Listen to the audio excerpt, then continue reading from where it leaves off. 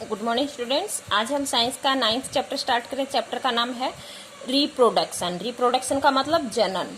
जो आप सभी जानते हैं कि जो है मीन्स नया बेबी बोर्न होता है, नया बच्चा बनता है, वो कैसे बनता है, इस चैप्टर में हम उसके बारे में जानेंगे। चाहे वो एनिमल हो चाहे ह्यूमन बीइंग हो, उन सब के बारे में।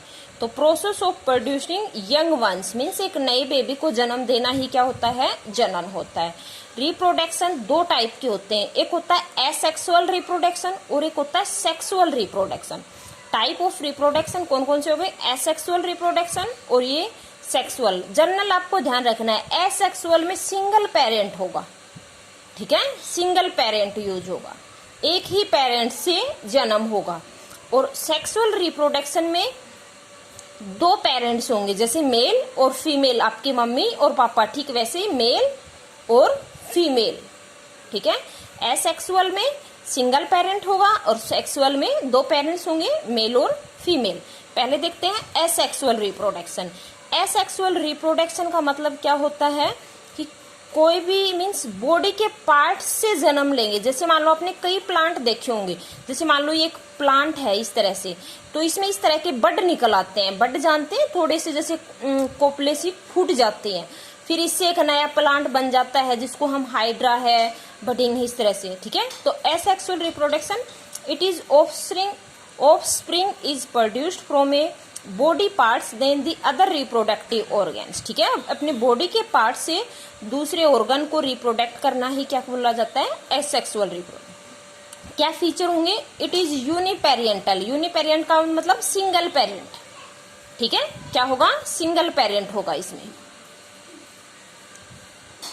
दी offspring produced in clone of parent means उसके क्लोन से, ठीक है, प्रोड्यूस्ड होगा। It is fast mode of reproduction. ये फास्ट मेथड होता है रिप्रोडक्शन का, ठीक है, फास्ट मेथड होता है। उसके बाद में है टाइप ऑफ एसेक्सुअल रिप्रोडक्शन।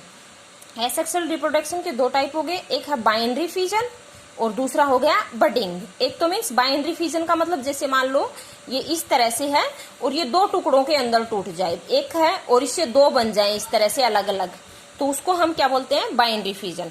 तो सबसे पहले देखो बाइनरी फिजन होता क्या है। तो इसका मतलब ये एक एसेक्सुअल का टाइप है जिसमें एक पेरेंट दो में टूट जाता है। मीन्स जैसे ये एक सेल थी, ये दो हिस्सों में टूट गई और दोनों अलग अलग बन गई, ठीक है। जैसे अमीबा की स्ट्रक्चर आप सभी ने देखी होगी, इस तरह से टेढ़ी मेढ़ी होती है।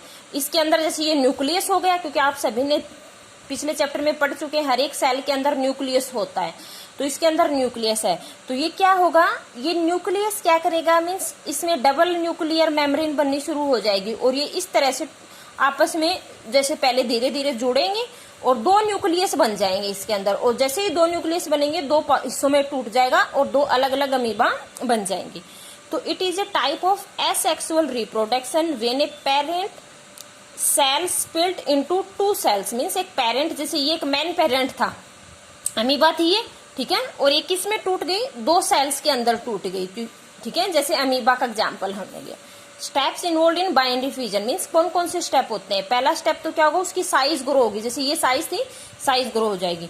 दूसरा स्टेप क्या होगा, जो इसके अंदर जो न्यूक्लियस है, इसके अंदर जो न्यूक्लियर मटेरियल है वो टूटेगा, वो डबल हो जाएगा, मतलब दो बन जाएंगे, जैसे इसके दो न्यूक्लियस बन जाएंगे और जैसे ये डबल होगा तो अलग अलग न्यूक्लियस में टूट जाएगा। थर्ड स्टेप क्या होगा, इसके अंदर कुछ कंस्ट्रक्शन दिखाई देने लग जाएंगे, मीन्स अलग अलग जैसे बनती हुई आपको दिखाई देंगी, कंस्ट्रक्शन हो जाएगी।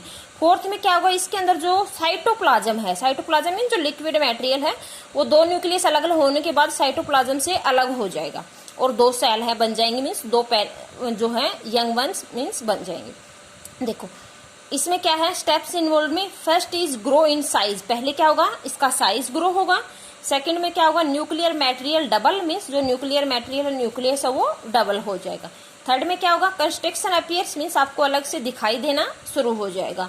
फोर्थ में क्या, followed by the division of cytoplasm, cytoplasm का डिवाइड हो जाएगा। और finally two cells are formed और लास्ट में क्या हो जाएंगे, दो सेल है वो आपस में बन जाएंगे, ठीक है।